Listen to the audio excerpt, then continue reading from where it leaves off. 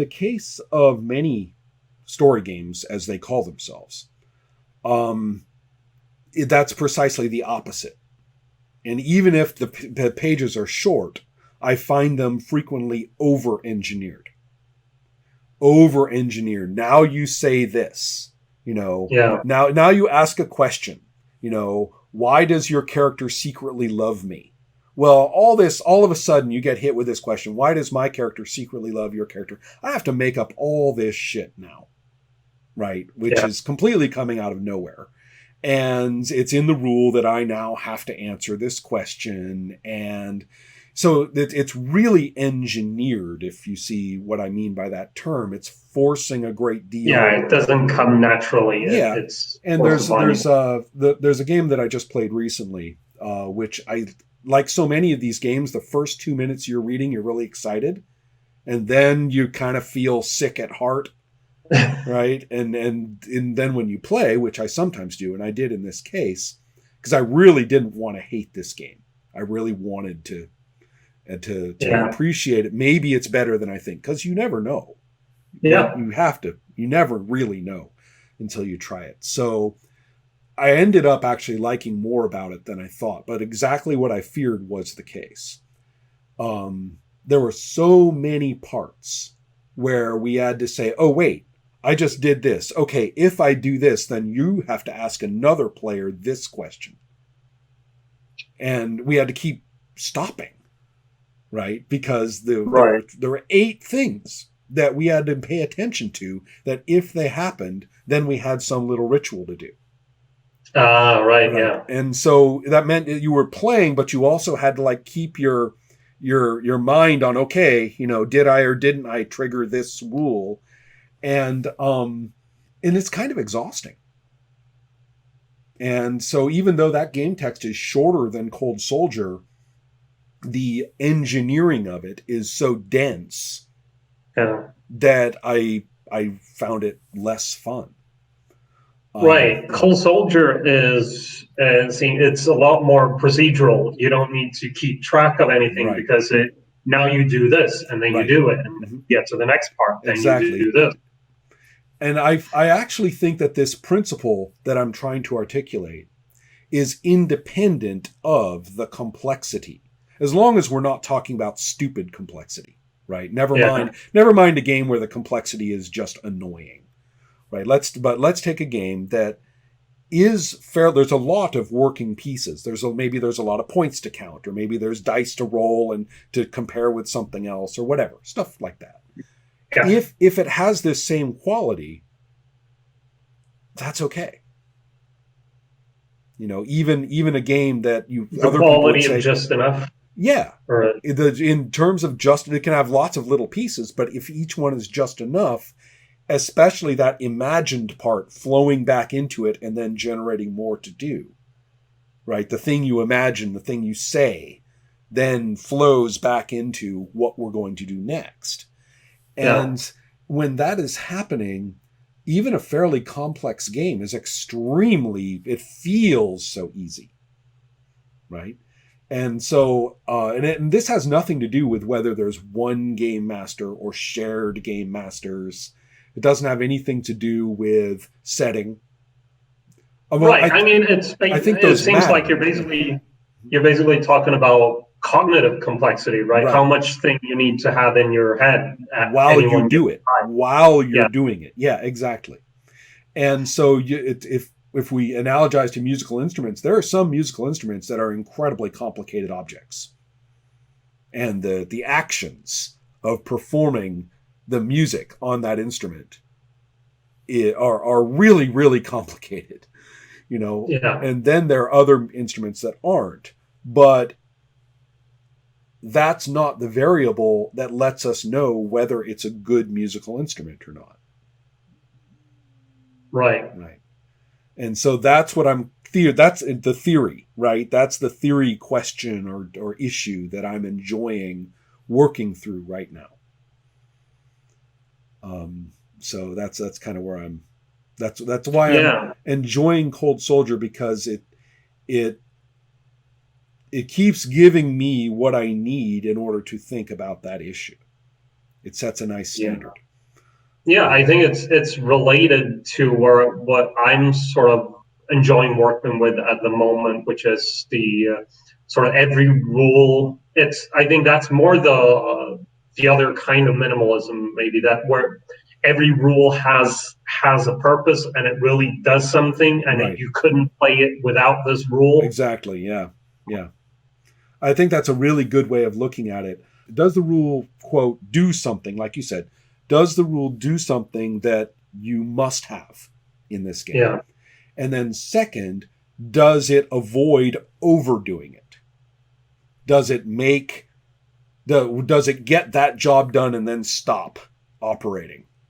right. And that, I think, is a really powerful, a Right. really It's powerful concept. basically, yeah, the rule has to add something, but if it's too much, it actually takes away Mm-hmm. from the player. Mm-hmm. And instead, if it does too much Mm-hmm. with things that the player could do themselves naturally.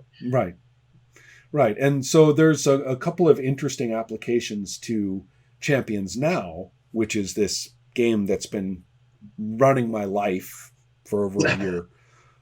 Because Champions is, and even the fairly brief version of it that I'm using as my basis, is a very, very multiple working part game. I mean, Right. there's a lot in it in terms of stuff on your sheet and in terms of tracking the energy reserves of your character, tracking the amount of damage you've taken, tracking all sorts of things. You concern yourself with how far away you are from that target. And in many ways, at this point, people are going, oh man, you're kidding. I don't want to play that. But I maintain that the original Champions actually had that quality. Right. And so that's what I'm trying to really bring out in this design. And So so, yeah. it's well engineered and not over engineered. There's a lot, but It's, all of it does something that sort well, of adds to the game. in the original game, which is in the mid 80s, early mid 80s, they got there through intensive playtesting. And because of that, and especially considering the time role playing games hadn't existed for for very long, and they were using a lot of techniques that were frankly quite new. And so they threw a bunch of stuff together, and then they just play tested the hell out of it and kept changing it so that each part worked with the others. So the result is frankly insane. It actually has crazy. There's 2 or 3 different resolution systems when there don't need to be. There's a bunch of derived math between this value and that value, and you're going, what on earth? Why not just you have a value from you have a value around from 15 to 25 here and a value from 5 to 10 here, and yet you took us through all this algebra to get there for no reason. So it's got all this crazy shit, but they play tested it so hard that it actually works. Yeah, I think it's a method. It's sort of like, I mean, as an actual engineer involved in developing products, there are a lot of nowadays there are a lot of tools like you can do a lot of simulation and calculate the geometry that you want if it's a part, or like in software you do these genetic algorithms that you sort of set the goal and let the computer figure out how to get there, and the result is always really messy. But it really works. But it will do the thing. But it's never elegant. Right. I think play testing is sort of the same principle. You can do lots and lots of play testing to make it work. And that's sort of a different thing from putting in the thought from the beginning and making something elegant. And things I think work, and you should probably use both methods. Like I have a couple of games which had these ridiculously long. I mean, my games always have ridiculously long development time because I work on them really slowly. But where the game that started it looks nothing like Oh yeah, the absolutely. finished game. Yeah, yeah. Like it's not Absolutely. even the same theme. It Right, started as a sword and sorcery game, and now it's this cyberpunk game. right. And it went through all of these different iterations and changes. So you have some idea, you try it out, you play test it, and then you get something that works, and you take that back and you work on that and build something around that, and you play test that, and you see that all that and so on. So So I think you can yeah. go back and forth in that.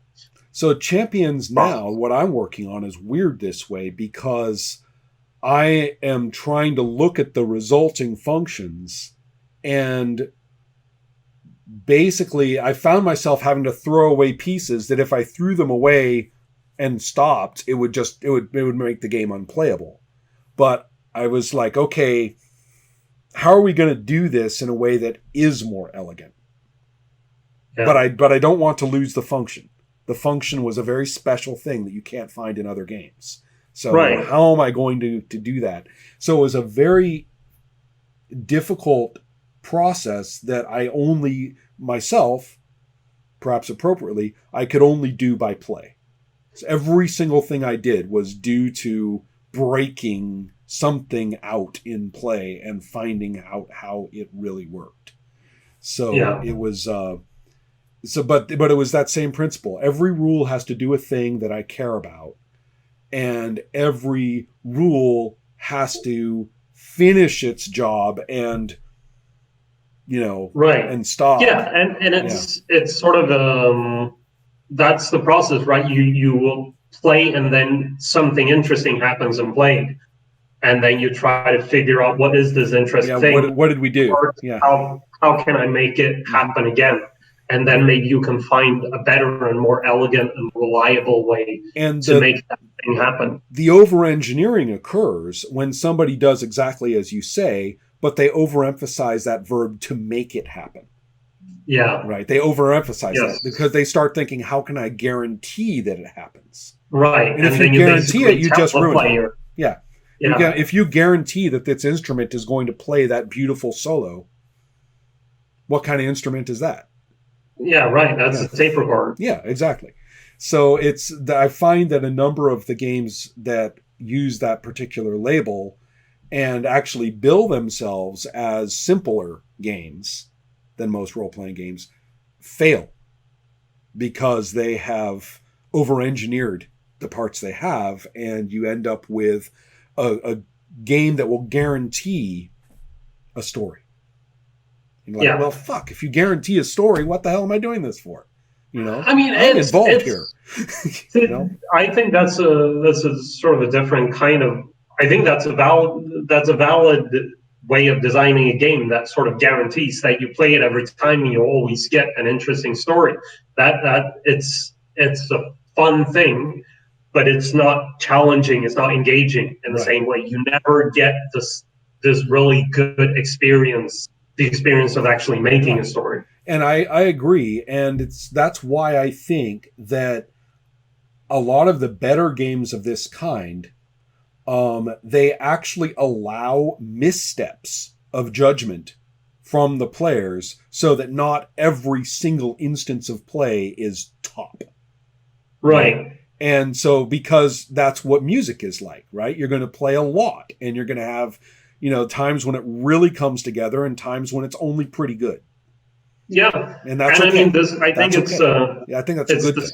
Yeah. Yeah, I think it's the same kind of thing that you have in a more gamey game or a board game. Right. The fact that you can fail makes you can say, oh, I screwed up right there. I see I shouldn't have done that. I think it's exactly the same dynamic, in fact. Yeah. And so it's a different purpose, but it's the same cognitive dynamic at work. Yeah. But interesting. I mean, how would you put Cold Soldier in this? Because it's very structured, and there are huge decisions. But it only works if that empathic connection occurs.